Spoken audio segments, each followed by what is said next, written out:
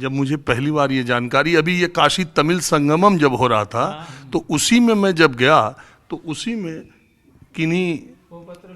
किसी मठ के एक व्यक्ति ने कहा कि आप हमें ऐसे ऐसे मत समझिए, हमारा जो ज्योतिष का, हमारा जो दक्षिण भारत का वेद का ज्ञान है, उसका प्रमाण यही है सबसे बड़ा कि अभी हमारा सांग वेद विद्यालय, जिसको बहुत कम लोग शायद बाहर जानते हो, वहाँ के जो हमारे शास्त्री जी लोग हैं दोनों ने, उन्होंने श्री राम जन्मभूमि का शिलान्यास का मुहूर्त भी निकाला, उद्घाटन का भी निकाला, जाके मिल लीजिएगा। तो मैं बहुत खोजते खोजते आप लोगों के पास आया इतना अंदर। ठीक है, कोई बात नहीं। रहस्य की बात यह है कि भगवान राम जी जिस समय तीर्थ यात्रा करने आए थे, तो यहाँ पर जब आए थे तो उन्होंने रामघाट बनवाया।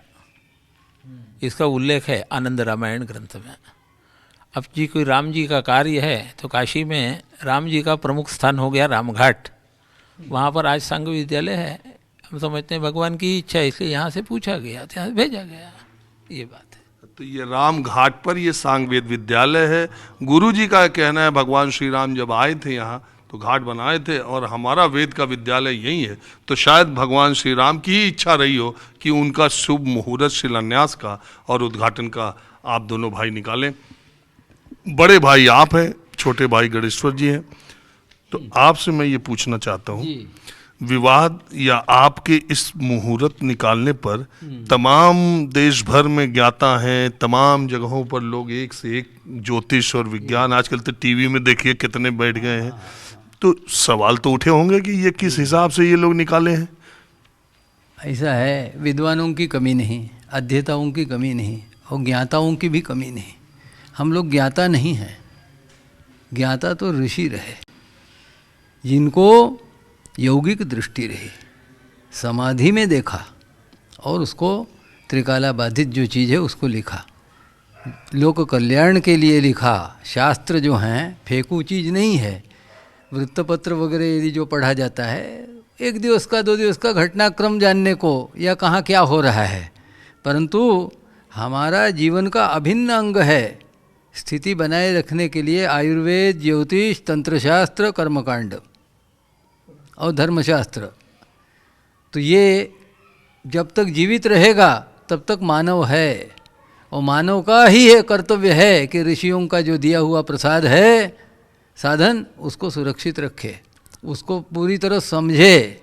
अध्ययन इसीलिए किया जाता है और अध्ययन बड़े चाव से करना चाहिए। अध्ययन कभी पूर्ण होता नहीं। हम लोगों के पिताजी 78 वर्ष तक यही कहते थे, अभी भी मैं जिज्ञासु हूँ और मुझे अभी अध्ययन करना है। भरद्वाज ऋषि 3 जन्म तक अध्ययन करते गए, वेद का अंत नहीं हुआ। तो ऐसी स्थिति होती है, अध्ययन का, ज्ञान का अंत नहीं है। निर्णय होता है इन ग्रंथों में जो ऋषि वचन हैं, उनसे निर्णय होता है। आक्षेप तो करना सरल होता है, समाधान कठिन होता है। समाधान के लिए गोता लगाना पड़ता है। जैसा कि अभी पूर्व में कहा कि अभी भी इसको कहीं भी व्यक्त न किया जाए, फिर भी किस प्रकार पता नहीं, कहीं से भनक लगते ही हितैषी, राष्ट्राध्यक्ष के हितैषी कुछ लोगों ने उस पर शंका जताते हुए कुछ लिखा और उस पर चिंतित होकर करके जिन्होंने लिया था उन्होंने फिर भेजा। तो भेजा तो कहा ऐसे नहीं, अनाम हस्ताक्षर रहित ऐसे पत्र से तो नहीं, आप पत्र लिखिए। तो उत्तर पत्र आया तो उस पर उत्तर लिखा और उस पत्र के उत्तर में सब लिखने के बाद अंत में मैंने एक वाक्य लिखाया है, प्रमाण विहीन कोई बात उठाई जाए तो उसका कोई अंत नहीं, उसके लिए नहीं ये हम लोगों का समय। अंत में एक वाक्य लिखना पड़ा, प्रमाण ही। मतलब आप समझ रहे हैं, मतलब ये हुआ कि गणेश्वर स्वामी जी ने, विश्वेश्वर स्वामी जी ने जब मुहूर्त निकाल दिया और भेज दिया, राम जन्मभूमि जो भी ट्रस्ट या जो लोग आयोजक, इसके बाद विवाद खड़ा किया गया, अनाम पत्र भेजे गए कि ये मुहूर्त सही नहीं है, इस पर कुछ न कुछ है, अनाम पत्र। तो दोनों लोगों ने प्रतिरोध किया कि जिसको भी सवाल पूछना है, शास्त्रार्थ करना है, मुहूर्त के बारे में कुछ भी जानकारी हासिल करना है, वो नाम लेकर सामने आए और आ करके यहाँ हमसे बहस करे। ऐसा नहीं, यद्यपि जो आया था पत्र उसका पूरा उत्तर भी दिया प्रमाण सहित। देने के बाद अंत में यह लिखा कि ऐसे अनंत आने लगेंगे, उसका अंत नहीं होगा, इसलिए अंत में एक वाक्य बढ़ाना पड़ा। परंतु जो उनकी आशंकाएं रहीं उनका एक एक करके इस कारण से यह नहीं, इस कारण से क्यों, सब पूरा देते हुए अंतिम जो पंक्ति ये वो पत्र है। हाँ, अंतिम पंक्ति उसको जरूर ध्यान दें। अंतिम पंक्ति देखिए, बारीक लिखी है जी। बस देखिए, सप्रमाण है। हाँ हाँ, प्रश्न सप्रमाण होने चाहिए।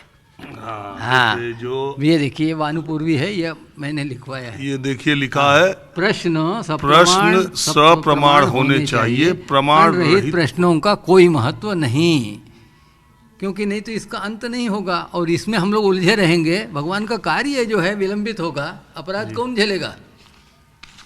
मूलतः ऐसा नहीं है कि हाँ, ये ऊपर का पत्र है और हाँ, उनके तरफ से इसमें देखिए मैं बता दे रहा हूँ, जब मुहूर्त निकाला गया 22 जनवरी का, तो किसी ने अनाम पत्र से जब उस पर अपना रखा और ऐसा कहना है कि सत्ता पक्ष के कोई करीबी रहे होंगे, तो उन्होंने लिखा था, तो गुरुजी लोगों ने चिट्ठी लिखा कि जिस आपका पत्र मिला जिसमें किसी महानुभाव के द्वारा 22 जनवरी के राम प्रतिष्ठा मुहूर्त पर अनिष्ट की आशंका करके दिनांतर में प्रतिष्ठा मुहूर्त को लेने की बात कही गई है, उस पर पत्र में लिखे गए क्रम से उत्तर लिखा जा रहा है। इस उत्तर का आप यथोचित उपयोग करें। 22 जनवरी 24 को मृग शीर्ष नक्षत्र है, जो माननीय श्री नरेंद्र मोदी जी के लिए वध तारा है। इसमें राम प्रतिष्ठा होने पर मोदी जी को 1 साल के अंदर ज्यादा अपाय मतलब हाँ, माने नुकसान, नुकसान, अपाय माने नुकसान, अपाय होने का योग है। 21 जनवरी 24 के दिन रोहिणी नक्षत्र है, जो मोदी जी के लिए साधक तारा है। ये प्रश्न किया गया था उसमें, तो जवाब इधर से गया, श्री राम जी का जन्म नक्षत्र पुनर्वसु है। पुनर्वसु नक्षत्र से गणना करने पर तृतीय पर्याय में रोहिणी नक्षत्र राम जी को वधतारा पड़ती है।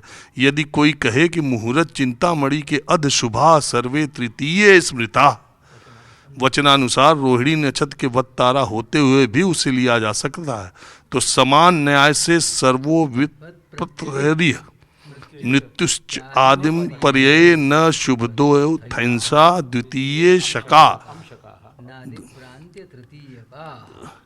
इस मुहूर्त चिंतामणि वचनानुसार मृग शीर्ष नक्षत्र मोदी जी के लिए द्वितीय पर्याय आवृत्ति में बधतारा होने से मृग शीर्ष नक्षत्र का 4 भाग कर उसका तृतीय भाग मात्र वर्जित कर मृग शीर्ष नक्षत्र को लेने पर कोई दोष नहीं है, वह शुभ है। तो मतलब मेरा ये कहने का है कि अब ये 4 प्रश्न हैं, ऐसे 4 प्रश्न हैं, और इसमें लिखा गया है कि सोमवार को प्रतिष्ठा करने पर माननीय प्रधानमंत्री श्रीमान नरेंद्र मोदी महोदय को कोई हानि नहीं है।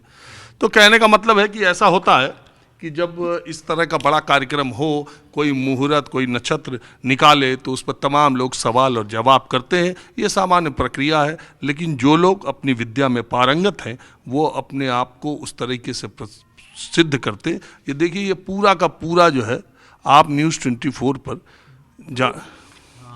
इसमें विशेषता रही है मुहूर्त में कि 2/3 बहुमत मिलना।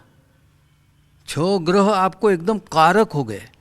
ऐसा लग्न मिलेगा नहीं जिसमें कि इतने मिले, 5 से कम लेना नहीं, सिद्धांत है। यहाँ 6 आपको मिल रहे हैं। उसमें और विशेषता क्या है? शुभ ग्रहों में चंद्रमा, गुरु, बुध, शुक्र ये आते हैं। चारों के चारों आपको शुभ ग्रह पूरे मिले। पाप ग्रहों की जहाँ तक स्थिति आनी है तो उसमें केतु 6th में बैठा है अच्छी तरह, और उधर शनि बैठा है 11वें में। तो ये ऐसा कुछ विलक्षण योग आपको मिला है। और सबसे बड़ा अमृत योग है कि लग्न में स्वयं गुरु बैठा है। ऐसी स्थिति माने क्या स्थिति ऐसी बन गई है कि मेष लग्न जो लिया गया है, गुरु बैठा है, लक्ष्य दोषों का निवारण करता है। हमारे हाथ में मुहूर्त चिंतामणि ग्रंथ है, और त्रिकोणे केंद्रे वा मदन रहिते दोष शतकम हरेत सौम्य, माने त्रिकोण में 5वें स्थान में अथवा 90वें स्थान में, समझे, ये यदि बुध बैठा तो ये एक 100 दोषों का निवारण स्वयं कर देता है। मुहूर्त की कमी कोई हो तो 100 दोषों का निवारण तो बुध करता है। आप देखें यहाँ पर बुध बैठा है 90वें भाव में, देखें मंगल बुध शुक्र बैठे हैं। अच्छा, शुक्रो द्विगुणम, अर्थात 100 ये आया तो 200 का परिहार शुक्र करेगा, समझे। लक्षम सुर गुरु, लाख दोषों का वो निवारण करेगा शुक्र। गुरु जो है लग्न में बैठा। इसका